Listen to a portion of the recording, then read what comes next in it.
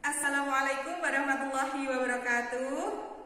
Hello everyone and good morning today. Okay, today we want to learn English. Ya, oke. Jadi pada kesempatan hari ini kita akan belajar bahasa Inggris lagi. Sebelum kita memulai pelajaran pada pagi hari ini, marilah kita berdoa bersama-sama menurut keyakinan kalian masing-masing. Berdoa dimulai. Berdoa selesai.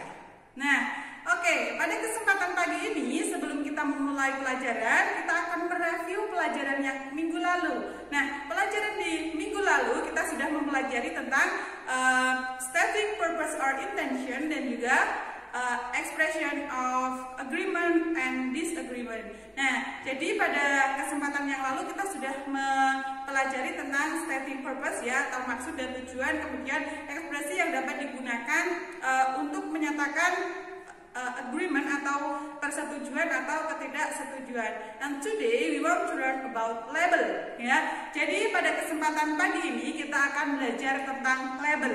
Nah, yang pertama kita akan belajar tentang definition atau arti, meaning dari label itu apa. Nah, di sini kalian pernah menemukan sebuah label belum?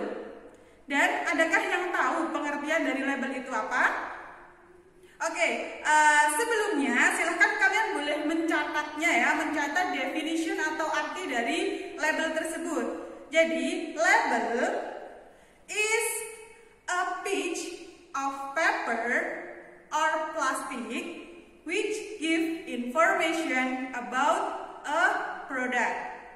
Diulangi lagi, label is a small piece of paper that give an information about a product. Jadi label adalah sebuah lembaran kecil ya, atau berupa plastik yang memberikan kita sebuah informasi tentang sebuah produk. Seperti itu. Jelas ya?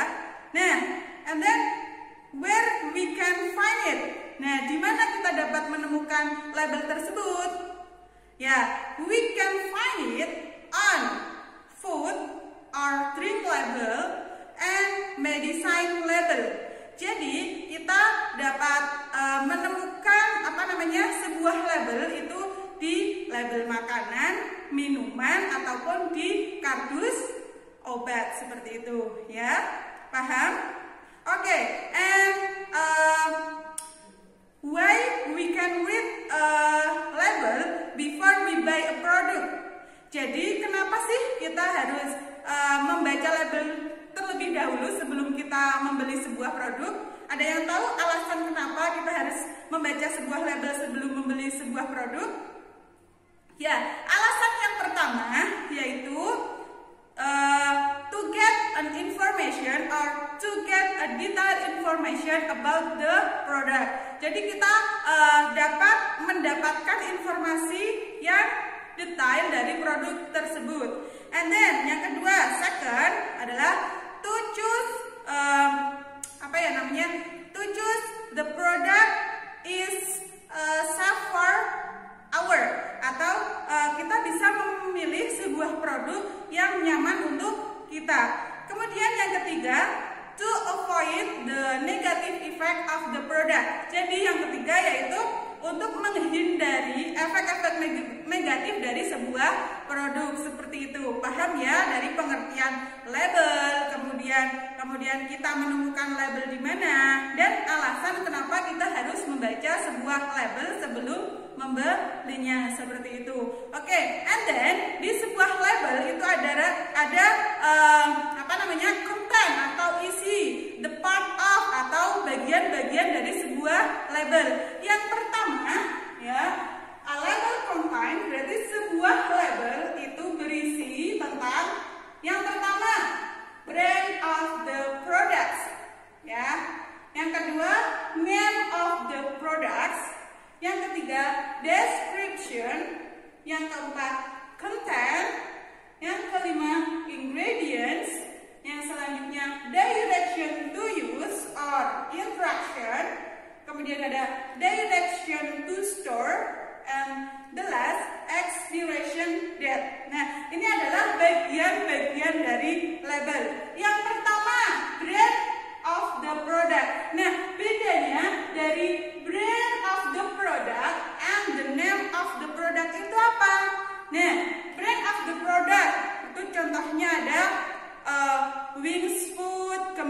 kemudian ada Nestle, and any others again. Nah, di situ ada beberapa ya. Berarti kalau brand of the products itu adalah merek dagangnya. Jangan lupa, brand itu adalah merek dagang, ya. Paham ya perbedaan dari brand of the product and name of the product. Brand itu adalah merek dagangnya, kemudian name of the product adalah nama sebuah produknya. Nah, nama sebuah produk ini biasanya ditulis dengan huruf kapital dan besar. Ditulis bisa di atas, di samping, atau di mana. Itu adalah name of the product atau nama dari sebuah produk. Paham? Nah, selanjutnya ada description. Apa itu description? Description adalah deskripsi dari name of the product. Jadi isi definisi dari produk apa sih itu? Seperti itu, ya. Contohnya kan the name of the product namanya Wafelo. Nah, Wafelo itu apa? Wafelo is wafer, seperti itu. Itu adalah description-nya ya. Dan biasanya description itu written in under the name of the product. Jadi penulisan dari description-nya itu terletak di bawah nama sebuah produk, seperti itu. Oke? And then lanjut. Selanjutnya ada content. Content ya. Content itu adalah isi dari sebuah produk. Nah, contohnya misalkan kalau bahannya itu bahan padat, kita bisa menggunakan satuan gram. Kemudian kalau bahannya mungkin cair, kita bisa menggunakan satuan mililiter, seperti itu. Oke? Itu adalah konten atau isi. Biasanya kalau di sebuah produk itu bisa ditulis dengan berat bersih, seperti itu ya. Kemudian di sini ada ingredients. Ingredients itu adalah komposisi atau bahan-bahan yang terkandung di dalam sebuah produk tersebut, ya. Kemudian ada direction to use or instruction. Itu adalah langkah-langkah atau cara menggunakan atau instruksinya seperti apa. Misalkan label sebuah medicine atau obat itu kan berarti cara mengkonsumsinya, seperti itu ya, jelas. Oke, kemudian ada yang selanjutnya direction to store. Itu apa? Cara penyimpanan. For example, untuk contohnya yaitu sebuah Yakult. Nah, you can save the Yakult in the refrigerators. Jadi kalian harus menyimpan produk Yakult tersebut di dalam sebuah kulkas, seperti itu. Paham? Paham ya? Oke, selanjutnya yang terakhir itu biasanya ada expiration date atau tanggal kadaluarsa. Nah, tanggal kadaluarsa ini tidak tentu ya letaknya. Kadang ada di atas, ada di bagian atas, ada di bagian bawah, ada di samping, ada di belakang, ataupun di depan. Nah, expiration date itu berarti tanggal kadaluarsa. Berarti produk itu sebaiknya digunakan sebelum tanggal sekian, sekian, dan sekian, seperti itu. Jelas ya untuk penjelasan tentang labels? Oke, sekarang kita akan langsung ke contohnya.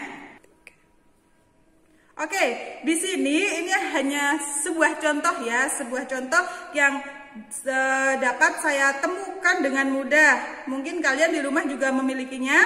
Di sini ada sebuah obat, ya. Ini adalah label dari label of medicine. Di sini ada contohnya paracetamol. Kemudian di sini ada mie sedap instan, ya. Mesti kalian di rumah memiliki. Ini termasuk dengan Wafelo, ini termasuk label of food, jadi label yang ada di makanan. Kemudian yang ketiga di sini ada coklatos. Nah, coklatos di sini berarti termasuk drink of label atau label dari sebuah minuman. Oke, contoh yang tadi ya untuk mendeskripsikan atau mengidentifikasi bagian mana sih yang termasuk contain, kemudian bisa direction to use or any other. Kita akan mencontohkan satu. Nah, di sini saya akan mencontohkan satu. Ini dari mie sedap goreng. Nah, biasanya kalian sering membuat ya di rumah pastinya. Oke, kita akan mengidentifikasi dari yang pertama. yaitu brand of the products. Nah, kalian sudah menemukan brand of the product itu adalah merek dagangnya, yaitu nah di sini ya jelas ini Wings Food. Nah, Wings Food di sini itu termasuk merek dagang seperti itu. Oke, sudah jelas. Kemudian yang kedua yaitu the name of the product. Nama dari produknya yang mana?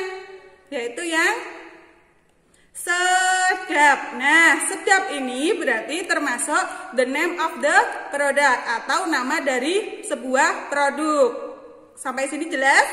Sedap adalah nama sebuah produk. Kemudian yang selanjutnya ada description. Description itu berarti tentang produk apa sih itu? Nah, biasanya terletak di bawah sebuah name of the product. Jadi apa? Nah, jadi sedap ini adalah sebuah mie instan seperti itu. Paham? Nah, kemudian karena tadi saya sudah menerangkan kalau expiration date atau tanggal kadaluarsa itu tidak tentu letaknya. Nah, di sini itu ada X0102-2020. Nah, ini termasuk expiration date dan letaknya ada di depan. Itu apa? Tanggal kadaluarsa. Berarti mie ini sebaiknya digunakan sebelum tanggal 1 Februari 2022. Berarti mie sedap ini masih bisa dikonsumsi seperti itu. Jelas sampai sini? Oke, lanjut ya. Nah, di sini ada cara memasak ya. Cara memasak itu ada caranya 1, 2, 3, 4, 5. Nah, cara memasak di sini berarti termasuk apa? Ya, termasuk apa? Termasuk direction, to use, or instruction adalah cara menggunakan atau instruksinya bagaimana cara membuat mie sedap seperti itu. And then di sini di bagian bawah ini ada komposisi. Kemudian di sini juga ada nilai gizi. Nah, itu berarti termasuk ingredients atau komposisi yang ada di dalam sebuah produk seperti itu. Sampai di sini paham atau belum? Sudah ya? Oke, bagaimana anak-anak untuk pembelajaran hari ini? Cukup menyenangkan ya. Pada kesempatan kali ini kita sudah mempelajari tentang label. Label itu bisa kalian temukan di dalam sebuah bungkus makanan, minuman ataupun di kotak obat seperti itu. Dan jangan lupa untuk konten dari sebuah label itu ada the brand of the product, the name of the product, kemudian ada content, ada description, direction to use, expiration date, dan any others. Nah, itu adalah pelajaran yang dapat kita pelajari pada kesempatan kali ini. Semoga kalian semua paham. Kalian bisa mengidentifikasi dari beberapa makanan, obat, ataupun minuman yang ada di kalian masing-masing. Terima kasih untuk perhatiannya. Thanks for today. Thanks for your attention. Wassalamualaikum warahmatullahi wabarakatuh.